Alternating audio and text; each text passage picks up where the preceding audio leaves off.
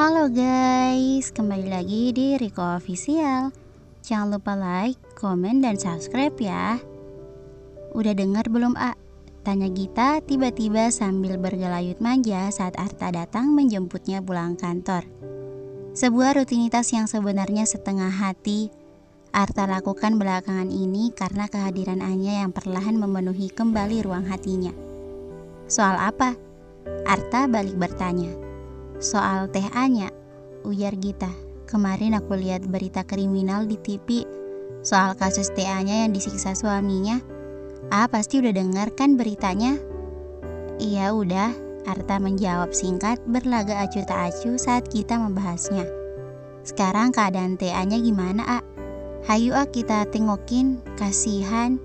Usul Gita tiba-tiba membuat jantung Arta berdetak di luar normal. Gak usah Git. Loh, kenapa gak usah Aku juga ingin tahu keadaannya Dia udah gak apa-apa Git. Suaminya sudah ditahan polisi dan dia udah dijagain sama Jovan dan Amor. Arta berusaha menjelaskan. Iya tahu tapi masa aku gak boleh jenguk teh Anya sekarang? Gita bersikuku dan kian membuat Arta sebal. Iya gampang, nanti kita cari waktu buat nengokin, ujar Arta akhirnya bertujuan untuk menghentikan jiwa kepo Gita yang membuatnya lelah untuk menjawabnya. Nah gitu dong Tangan Gita terulur untuk mencubit pipi Arta. Sabtu besok siang jalan yuk, usul Gita kemudian membuat Arta panik. Karena nanti sore ia sebenarnya telah berjanji pada Anya akan menjemputnya keluar dari rumah sakit. Maaf Git gak bisa, jawab Arta cepat. Ada keperluan mendesak nanti sore. Kamu nanti sore pulang sendiri aja ya pakai ojol atau MRT. Ya kok gitu, keperluan apa sih yang lebih penting dari aku Gita membuka pintu mobil dengan kesal lalu duduk sambil mulai memainkan dramanya. Kalau sudah begini, Arta sudah bisa mencium aroma percekcokan yang bakal menyeruak di tengah-tengah kebersamaan mereka.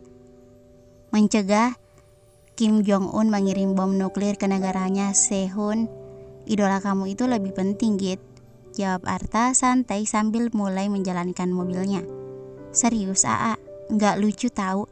Aku lagi nggak ingin dicandai soal itu ya, Gita mengingatkan dengan keras. Juga serius. Jujur deh besok mau kemana? Sampai nggak bisa punya waktu buat aku. Kita sudah bersiap-siap melayangkan capit kepitingnya ke arah pinggang Arta. Melirik tangan Gita yang sudah membentuk serupa capitan, Arta jadi gentar. Cubitannya Gita itu lumayan pedas dan menyakitkan. Terkadang bisa meninggalkan bekas keunguan hingga berhari-hari. Besok mau lembur Git, kejar deadline.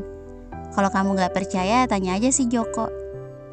Arta bahkan tega menyeret nama Joko yang tidak tahu apa-apa ke dalam masalahnya untuk membangun alibinya.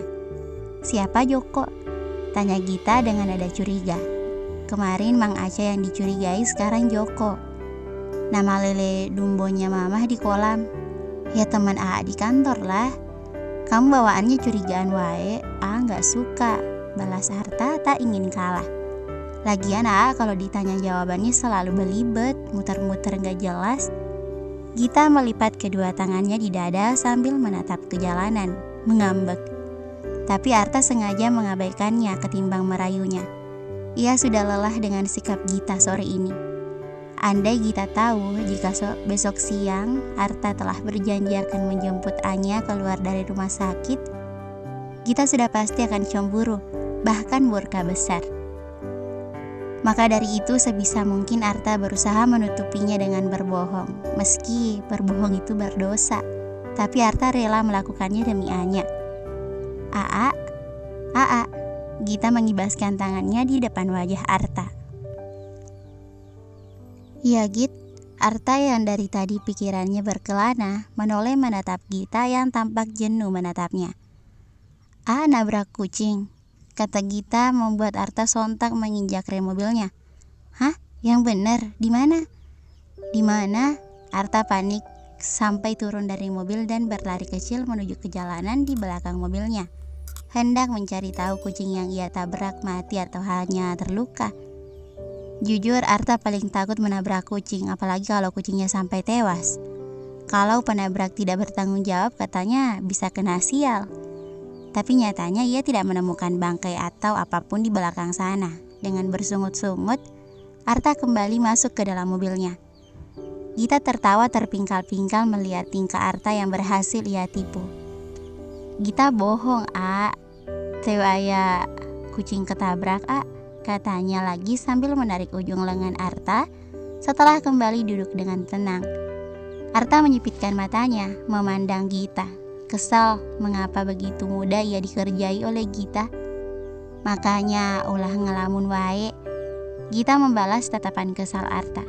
Dari tadi nyetir sambil melamun. Orangnya di sini pikirannya entah kemana. Bahaya atuh nyetir sambil melamun. Kata siapa melamun Git? Dari tadi fokus nyetir kok. Arta berkilah. Bohong, kalau dari tadi nggak melamun, nggak akan bisa aku tipu kayak tadi. Tukas Gita sengit. Terserah kamu lah Git. Arta menyudahi perdebatan mereka. Kembali menginjak pedal gas mobilnya. Belakangan ini aneh. Gita masih melanjutkan. Sikap Arta yang ia nilai aneh beberapa hari ini selalu mengganjal hatinya. Aneh apanya? Arta menatap lurus ke depan. Kali ini ia akan menjaga pikirannya agar tetap fokus. Gita merasa ada yang berbeda dengan beberapa hari ini. Ujar Gita membuat Arta waspada dalam memberi jawaban. Gita lihat seperti kelelahan, stres, dan kurang bersemangat. Ada masalah apa? Terka Gita nyaris tepat. Iya, Arta memang kelelahan. Lelah karena bolak-balik ke rumah sakit untuk menjagaannya. Lelah juga bolak-balik mengantar jemput pacar manjanya. Stres juga iya. Jujur Arta stres karena pikirannya terbagi dua. Satu untuk Gita, yang satu tidak mau harus ia prioritaskan. Yang kedua, pikirannya selalu tertuju untuk Anya yang selalu ia ingin dampingi setiap saat.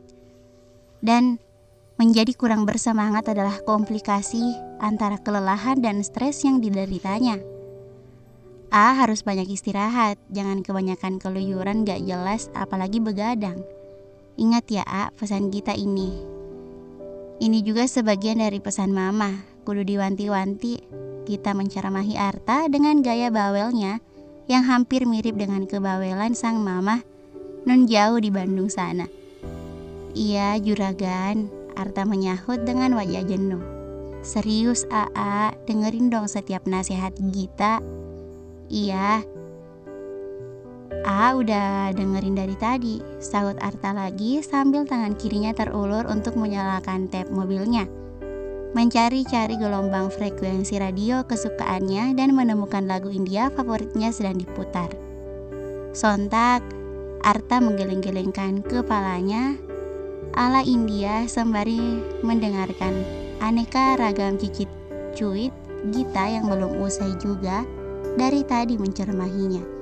Bersambung, thank you for watching.